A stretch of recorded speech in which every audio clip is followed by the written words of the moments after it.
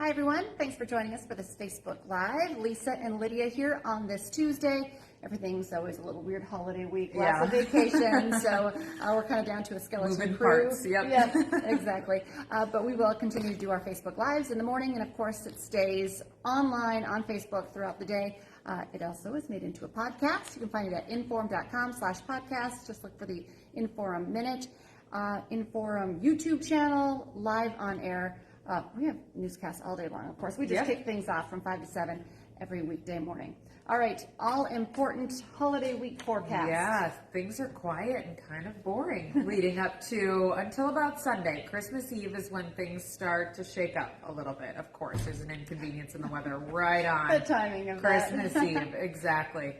So leading up to that, though, we're on a little bit of a warming trend. So we're gaining a couple of degrees each day. Yesterday, we topped off at 24. When I first walked in this morning, we were already at 26. So a south wind kicked in overnight, helped to boost our temperature a little bit through the overnight. We'll end up in the 30s today, tomorrow, upper 30s by Thursday, I think into the 40s Friday, mid 40s on Saturday.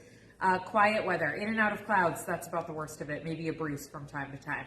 It's by the time we get to Sunday, so now Christmas Eve into Monday, Christmas Day, where we have to watch out for this little system to move through.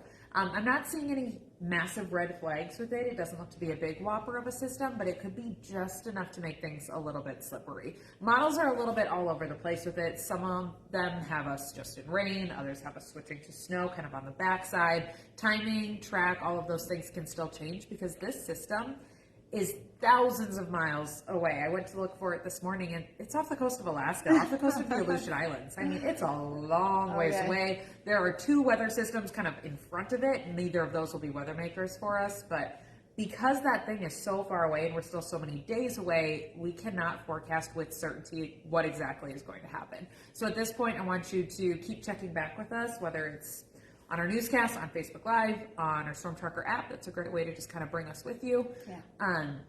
Keep checking back. Don't cancel travel plans just yet. Let's just kind of simmer and watch things, and we'll let you know what happens as we get a little bit closer. Could easily be just a few sprinkles, switch into a few flurries, and no big deal. But because it's Christmas, we want to keep a close eye on the travel, so the many roads. People will be on the roads. Yeah, we'll be on the roads. We're heading to South Dakota on Saturday is the plan. So coming back might get a little bit tricky, but we'll watch that closely. So that's all we can do at this point. It's still only Tuesday. And then even after that system, our temperatures are in the 30s. So I just can't get over that. Not bad to wrap 30s, up the 40s, year. Right.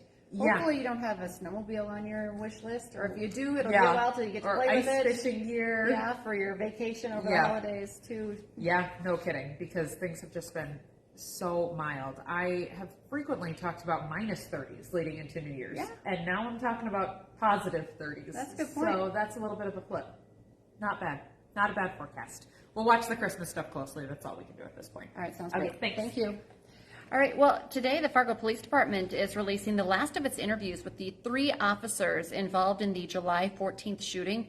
Officer Tyler Hawes, along with 3 other officers, were responding to a car accident when, as you remember, a gunman opened fire. Officer Jake Wallin was killed in the line of duty. Both Hawes and Officer Andrew Dotis were critically injured. Now, today at noon, we're expecting that hour-long interview with Hawes and his wife to be released. Of course, we'll have a WDAY News team kind of going through that video, and you can watch a little later today to see what we learn in that new hour-long video. Also, this is big. Tomorrow, the first responders involved in that shooting will be recognized at an award ceremony for their heroic actions, and everyone's invited. They're saying the public should be there. This is happening at Fargo City Hall tomorrow morning at 9. The son of U.S. Senator Kevin Kramer, Ian Kramer, made his first appearance this week on a new homicide charge. It's in connection, of course, to Mercer County Sheriff's Deputy Paul Martin's death. The judge left bail at $500,000 for Kramer. He's now facing 9 charges. Prosecutors say Deputy Martin was taking cover behind a squad car after laying stop sticks, trying to stop a high-speed chase involving Kramer when the squad was hit and flew into Martin, killing him. Kramer is scheduled to be back in court in February. We're constantly learning new details on this story, and we are tracking them for you, of course, on air on our newscast, but also inform.com, a great place to follow this story because there's just really so many details involved in this already. All right, how would this be for a Christmas gift this year? $572 million. That'd be a great gift, right? Well, that's where the Powerball jackpot sits this morning. The next drawing is tomorrow. So go ahead and get your tickets and you can have the best Christmas ever. If you notice today, starting this morning, flags are flying at half-staff.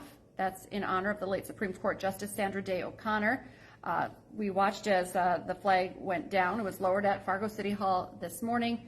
They'll be at half-staff from, well, it started at sunrise until sunset. Her funeral is today. Coming up on Hot Mic with Dom Izzo, signing day, just 48 hours away, less than 48 hours away. Has NDSU lost any of its commits?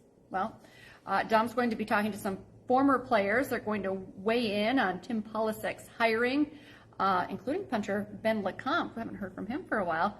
That and so much more coming up 9 to 11 on WDAY Extra and Inform.com. If you just can't get enough of what's happening right now with Bison football, with the new head coach, who is still committing to the Bison, our Bison zone on Inform.com is a great place for all of that information as well. Remember, the gift that keeps on giving, your Inform.com subscription this holiday season. Right now, a great deal, half off your annual subscription. Just go to Inform.com/gift, and you can get that deal. Remember, our next newscast is coming up here at 11, our hour-long newscast from 11 to 12, and we have you covered this afternoon, 4, 5, 6, 9, and 10. Have a great day, everyone.